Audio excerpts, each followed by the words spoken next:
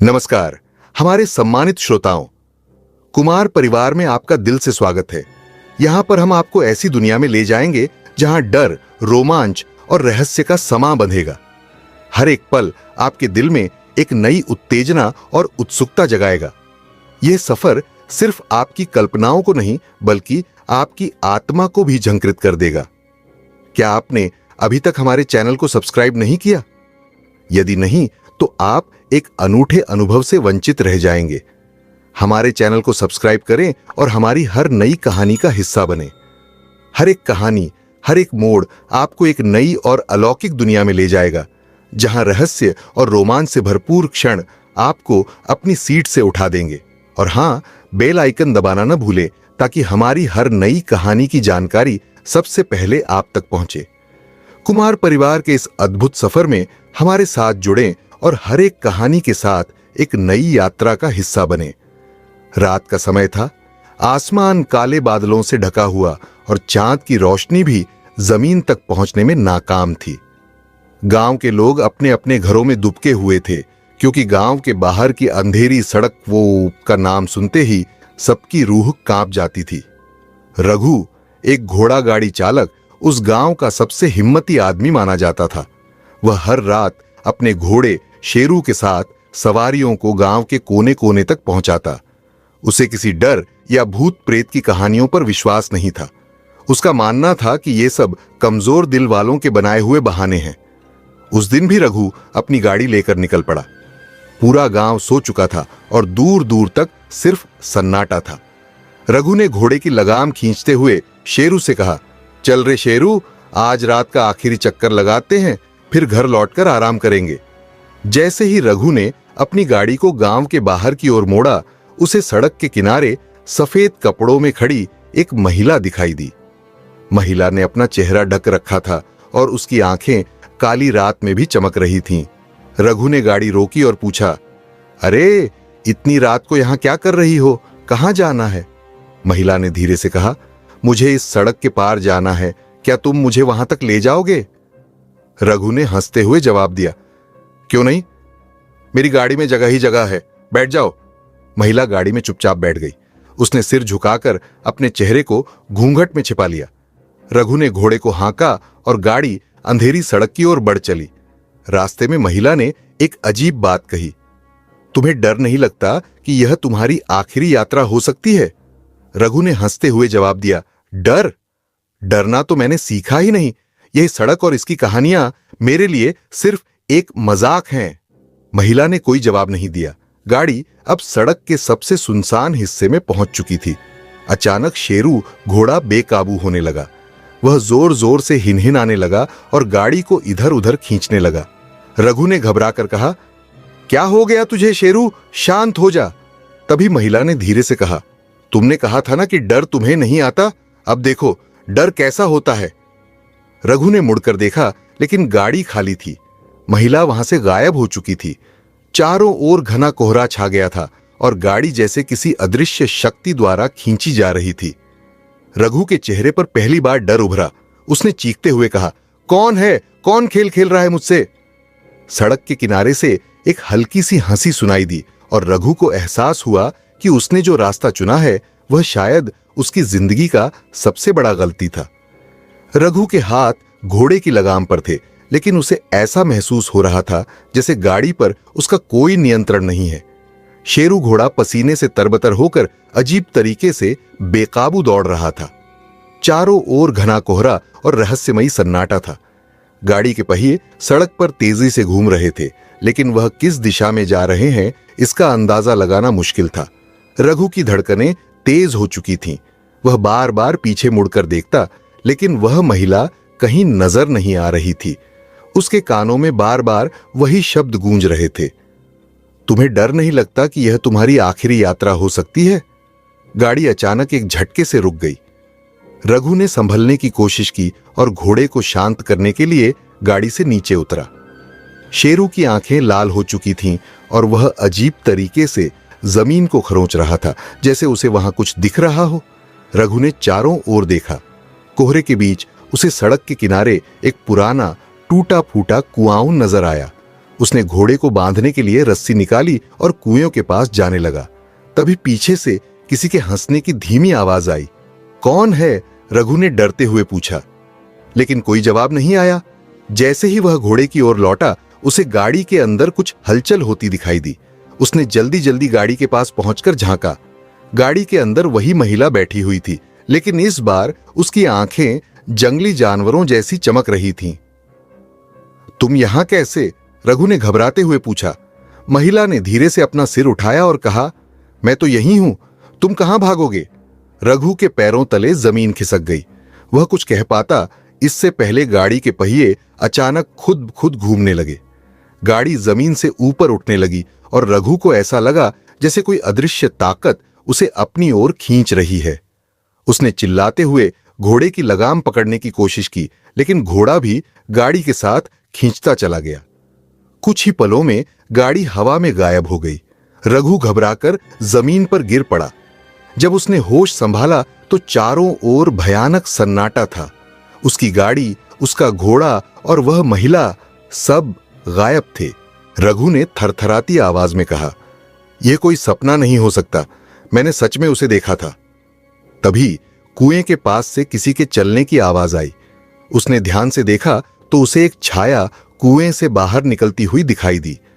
वह छाया धीरे धीरे रघु के पास आ रही थी। रघु ने दौड़कर भागने की कोशिश की, लेकिन उसके पैरों ने उसका साथ छोड़ दिया। छाया ने पास आकर धीमे स्वर में कहा, यह तो बस शुरुआत है, तुम्हें अब हर रात यहां आना होगा, क्योंकि यह रास्ता तुम्हें चुन चुका है। रघु चीखते हुए बेहोश हुए। सुबह का सूरज उग चुका था, लेकिन रघु के लिए रात का डर अभी भी खत्म नहीं हुआ था। वह पसीने में लथपथ गांव की एक टूटी हुई झोपड़ी के पास जागा। उसे याद नहीं था कि वह वहां कैसे पहुंचा। उसकी घोड़ा गाड़ी, शेरू और वह महिला सब गायब थे। गांव के लोग उसे इस हाल में देखकर हैरान थे।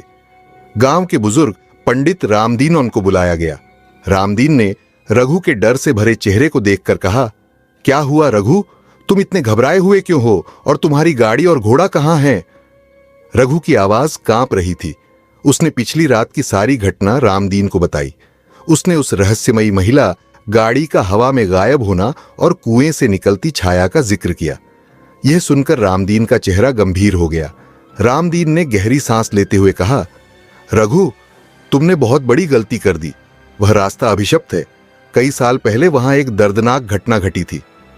रघु ने उत्सुकता और डर के साथ पूछा, क्या हुआ था पंडित जी? मुझे सब बताइए। रामदीन ने कहना शुरू किया, कई साल पहले उस सड़क पर एक महिला और उसका बच्चा यात्रा कर रहे थे। उन्हें एक घोड़ा गाड़ी चालक ने धोखा दिया। उसने उन्हें जंगल में लूट लिया और महिला को मारकर उसके बच्चे को कुएं में फेंक दिया।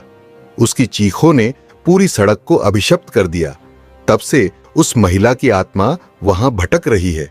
जो भी उसकी गाड़ी में बैठने का साहस करता है, वह कभी वापस नहीं आता। रघु ने घबराते हुए पूछा, तो क्या अब वह मेरी जान ले लेगी? पंडित रामदीन ने कहा, उस आत्मा का बदला पूरा नहीं हुआ है। वह अब तुम्हें तब तक नहीं छोड़ेगी जब तक तुम उसकी शांति के लिए कुछ नहीं करोगे। लेकिन यह आसान नहीं होगा। उसकी आत्मा को शांत करने के लिए तुम्हें उस कुएं में जाना होगा और उसका बच्चा, जिसकी आत्मा वहां फंसी हुई है, उसे मुक्त करना होगा। रघु ने डरते डरते कहा, पंडित जी, अगर मैं यह न करूं तो क्या होगा? रामदीन ने गंभीरता से कहा, तो वह आत्मा हर रात तुम्हारे पीछे आएगी। तुम्हारे जीवन का हर कोना डर और अंधकार से भर जाएगा और अंत में तुम्हारी आत्मा भी उसी कुएं में फंस जाएगी। रघु को समझ नहीं आ रहा था कि वह क्या करे। उसकी पूरी दुनिया उलट पुलट हो चुकी थी। उसके पास दो ही विकल्प थे, या तो वह अपनी जान जोखिम में डालकर उस अभिशप्त कुएं का सामना करे या फिर आत्मा का शिकार बने। उस रात रघु ने फैसला किया कि वह अपनी किस्मत से नहीं भागेगा। उसने पंडित रामदीन से मदद मांगी और कहा, पंडित जी, मैं उस आत्मा को शांति देने के लिए हर संभव प्रयास करूंगा। आप मुझे बताइए, मुझे क्या करना होगा? पंडित रामदीन ने सिर झुकाकर कहा, यह रास्ता खतरों से भरा है रघु, लेकिन अगर तुम हिम्मत दिखाओगे तो शायद उस आत्मा को मुक्ति मिल सके। पंडित रामदीन ने रघु को एक पुरानी लोहे की मशाल, कुछ गंगा जल और एक रक्षा सूत्र दिया।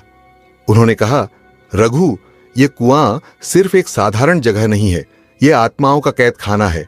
वहां जाते समय हर कदम सावधानी से उठाना।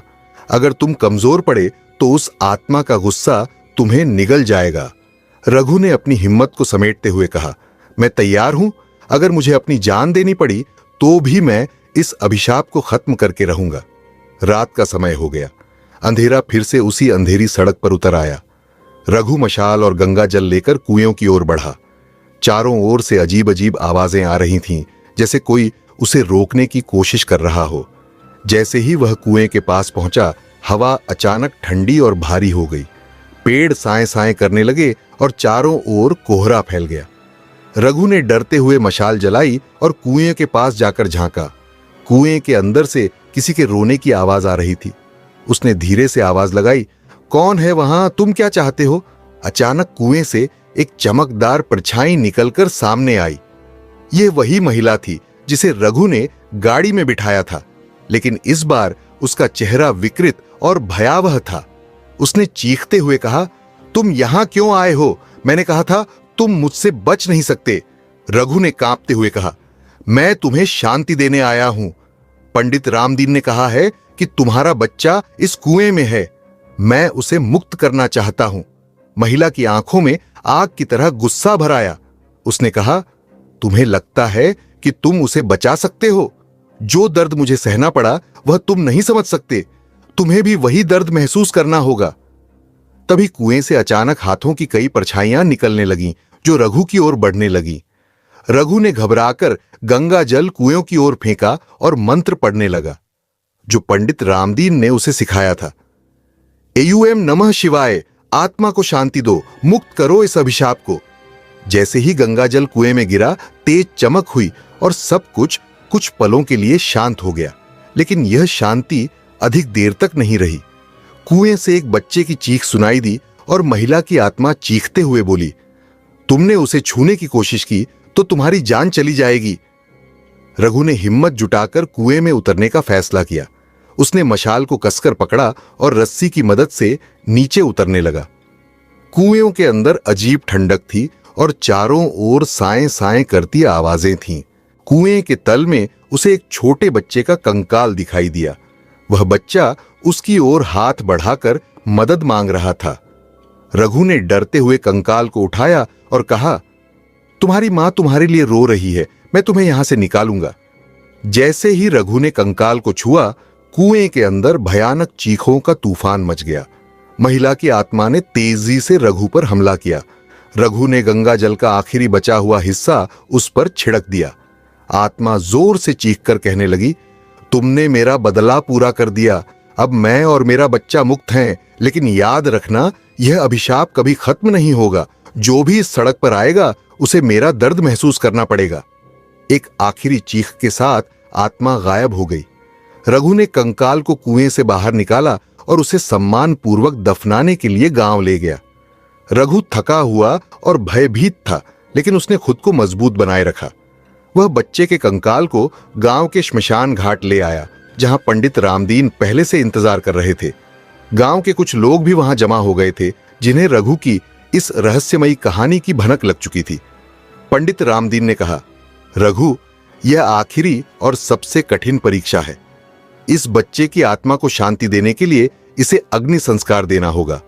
लेकिन जैसे ही हम यह करेंगे, वह महिला आत्मा तुम्हें रोकने आएगी। यह उसकी अंतिम कोशिश होगी। रघु ने कंकाल को लकड़ी की चिता पर रखा और गंगा जल छिड़कते हुए मंत्र पढ़ने लगा। पंडित रामदीन ने भी अपनी प्रार्थनाएं शुरू की। वातावरण में एक अजीब सी बेचैनी थी। हवा ठंडी और भारी हो गई। आसमान में काले बादल घिरने लगे और चारों ओर सन्नाटा छा गया। जैसे ही रघु ने चिता को आग लगाई, जमीन तेजी से हिलने लगी। चारों ओर से एक भयानक चीख गूंजी और वही महिला आत्मा प्रकट हो गई। लेकिन इस बार वह और भी विकराल और गुस्से में थी। उसकी आंखें आग की तरह जल रही थीं और उसके बाल बवंडर की तरह इधर उधर लहरा रहे थे। उसने गुस्से में चिल्लाकर कहा, तुम्हें लगा था कि यह इतना आसान होगा? यह बच्चा सिर्फ मेरा नहीं, इस अभिशाप का हिस्सा है। उसे मुक्त करने का मतलब है मुझे समाप्त करना और मैं यह कभी नहीं होने दूंगी। महिला आत्मा ने रघु पर हमला करने की कोशिश की। हवा में अदृश्य ताकतें रघु को पीछे खींचने लगी, लेकिन रघु ने हिम्मत नहीं हारी। उसने बचा हुआ गंगा जल महिला की ओर फेंका और जोर से कहा, अगर तुम्हें शांति चाहिए तो अपने बच्चे को मुक्त होने दो। तुम्हारा बदला पूरा हो चुका है। तुम्हें अब और किसी को तकलीफ देने की जरूरत नहीं है। आत्मा चीखते हुए बोली, शांति! मुझे शांति नहीं चाहिए, मुझे सिर्फ दर्द चाहिए, दूसरों को वही दर्द महसूस कराना जो मैंने सहा है। पंडित रामदीन ने स्थिति को संभालते हुए कहा, यह तुम्हारी अंतिम परीक्षा है महिला। अगर तुम अपने बच्चे की आत्मा को रोकती हो तो तुम्हारा अभिशाप भी कभी खत्म नहीं होगा। तुम्हारी आत्मा हमेशा भटकती रहेगी। महिला की आत्मा कुछ देर के लिए चुप हो गई। उसकी आंखों में आंसू आ गए। वह धीरे से चिता के पास गई और बच्चे के कंकाल को देखकर बोली, मुझे माफ कर दो, मैं तुम्हें मुक्त करने की हिम्मत नहीं कर पाई। इसके बाद उसने रघु और पंडित रामदीन की ओर देखा और कहा, आज मैं खुद को तुम्हारे हाथों सौंपती हूं। इस चिता की आग में मेरा अंत करो ताकि मेरा बच्चा और मैं दोनों मुक्त हो सकें। रघु और पंडित रामदीन ने एक साथ मंत्र पढ़ते हुए चिता को और प्रज्वलित किया। महिला आत्मा चिता की आग में समा गई। आग की लपटों के साथ उसकी चीखें भी खत्म हो गईं और चारों ओर एक अजीब सी शांति छा गई। रघु की आंखों से आंसू बहने लगे। उसने धीरे से कहा, यह सब मेरी किस्मत में था। अब शायद इस अभिशाप का अंत हो गया। पंडित रामदीन ने हाथ जोड़कर कहा, यह एक नई शुरुआत है रघु, लेकिन याद रखना, ऐसी आत्माएं कभी पूरी तरह से शांत नहीं होती। उनका दर्द हमेशा उनके साथ रहता है। गांव में एक अजीब सन्नाटा छा गया था। महिला आत्मा के चिता में समाने के बाद आसमान साफ हो गया और पहली बार रघु ने एक हल्की राहत महसूस की। पंडित रामदीन ने उसे धन्यवाद देते हुए कहा, तुमने बहुत बड़ा काम किया है रघु। यह सिर्फ आत्मा का नहीं, पूरे गांव का उद्धार है। अब शायद यह अभिशाप हमें और परेशान नहीं करेगा। रघु ने शांत स्वर में कहा, लेकिन बाबा, यह सब इतना आसान क्यों लग रहा है? मुझे ऐसा लग रहा है जैसे अभी कुछ बाकी है। पंडित ने उसकी बात को हंसी में टालते हुए कहा, यह डर तुम्हारे भीतर है। समय के साथ सब ठीक हो जाएगा। मेन लौटने के बाद रघु अपने पुराने जीवन में वापस लौटने की कोशिश करने लगा, लेकिन सब कुछ पहले जैसा नहीं था। वह हर रात अजीब सपने देखने लगा। सपनों में वही महिला आत्मा उसे दिखाई देती, लेकिन इस बार वह शांत नहीं और भी अधिक भयावह लगती थी। एक रात जब रघु अपने छोटे से घर में सो रहा था तो उसे बाहर अपनी घोड़ा गाड़ी की आवाज सुनाई दी। उसने डरते हुए बाहर झांका। घोड़ा गाड़ी अपने आप चल रही थी और घोड़े की आंखें चमक रही थीं, जैसे किसी ने उसे वश में कर लिया हो। रघु ने दौड़कर गाड़ी की ओर बढ़ने की कोशिश की, लेकिन उसके कदम भारी हो गए। तभी गाड़ी से एक धीमी लेकिन डरावनी आवाज आई, क्या तुमने सच में सोचा कि यह कहानी खत्म हो गई? रघु ने कांपते हुए कहा, कौन है वहां? मैंने तुम्हें मुक्त कर दिया था, अब और क्या चाहते हो? आवाज ने उत्तर दिया, तुमने सिर्फ एक आत्मा को शांत किया है। ये कुआं और ये गाड़ी उन अनगिनत आत्माओं की गवाही देते हैं जो अब भी कैद हैं। मैं तुम्हें इसलिए नहीं छोड़ूंगी क्योंकि तुमने इस अभिशाप की जड़ को कभी समझा ही नहीं। रघु ने पंडित रामदीन को बुलाने का फैसला किया, लेकिन जब वह उनके घर पहुंचा तो वहां एक अजीब सन्नाटा था। पंडित रामदीन अपने कमरे में मृत पाए गए। उनके चेहरे पर भय की लकीरें थीं, जैसे उन्होंने कुछ बेहद खौफनाक देखा हो। उनके पास एक पर्ची मिली जिस पर लिखा था, यह कहानी खत्म नहीं हुई, रघु तुम अगला शिकार हो। रघु अब हर दिन डर के साये में जीने लगा। घोड़ा गाड़ी गांव के लोगों को रात के अंधेरे में दिखने लगी। जो भी उसे देखता उसकी चीखें सुनाई देती और कुछ ही दिनों में वह गायब हो जाता। गांव के लोग रघु से दूर रहने लगे, उसे अभिशप्त मानने लगे। रघु ने अपनी अंतिम हिम्मत जुटाई और उस कुएं के पास जाने का फैसला किया। इस बार वह अकेला था, न गंगा जल न मंत्र। जब वह कुएं के पास पहुंचा तो कुएं से आवाज आई, तुमने यह खेल शुरू किया है रघु, इसे खत्म करने की ताकत भी तुम्हें ही जुटानी होगी। रघु ने बिना डरे कुएं में झांका, लेकिन इस बार कुएं में सिर्फ अंधेरा नहीं था, वहां उसे अपनी ही परछाई दिखाई दी जो धीरे धीरे बदलकर उस महिला आत्मा की शक्ल लेने लगी। आत्मा ने कहा, तुम मेरे हिस्से बन चुके हो, ये गाड़ी अब तुम्हारी नहीं, मेरी है, और इस अभिशप्त सफर की शुरुआत अब तुमसे होगी। कुएं से एक तेज हवा निकली जिसने रघु को अंदर खींच लिया। उसकी चीखें सुनाई दी और फिर सब शांत हो गया। अगली सुबह गांव के लोग उस गाड़ी को सड़क पर चलते हुए देख सकते थे। गाड़ी में अब रघु बैठा था, लेकिन उसका चेहरा विकृत और उसकी आंखें खाली थीं। वह गाड़ी अब गांव की सड़क पर अनजानी दिशाओं में जाती और हर बार कोई न कोई गांव वाला गायब हो जाता। गांव में यह कहानी फैल गई कि रघु अब उस अभिशाप का हिस्सा बन चुका है। उस गाड़ी को कोई नहीं रोक सकता। रहस्य और आतंक का यह सफर अब कभी खत्म नहीं होगा। यह कहानी यहीं समाप्त होती है, लेकिन जीवन के हर मोड़ पर एक नई चुनौती और एक नई शुरुआत की संभावना बनी रहती है। प्रिय दर्शकों, हम आशा करते हैं कि इस रोमांचक यात्रा ने आपके दिल में एक नई उमंग और उत्सुकता का संचार किया होगा। तो हमें जानकर खुशी होगी कि हमारी यह कहानी आपके दिल तक पहुंच पाई। क्या आपने इसे महसूस किया? क्या आपके मन में भी किसी रहस्य की हलचल उठी? हम बेसब्री से इंतजार कर रहे हैं कि आप हमें अपने विचार और प्रतिक्रियाएं कमेंट्स में जरूर साझा करें। अगर आप हमारे चैनल पर नए हैं तो क्या इंतजार कर रहे हैं? इस बेहतरीन यात्रा का हिस्सा बनने के लिए हमारे चैनल को सब्सक्राइब करें और हां, बेल आइकन भी दबाना न भूलें ताकि हमारी हर नई और रोमांचक कहानी सीधे आपकी स्क्रीन तक पहुंचे। अब इस दिलचस्प सफर को जारी रखें और अगले अद्भुत रहस्यों का आनंद लें। हम जल्द ही फिर लौटेंगे और इस बार हम आपको और भी गहरे और अनोखे रहस्यों के संसार में लेकर जाएंगे।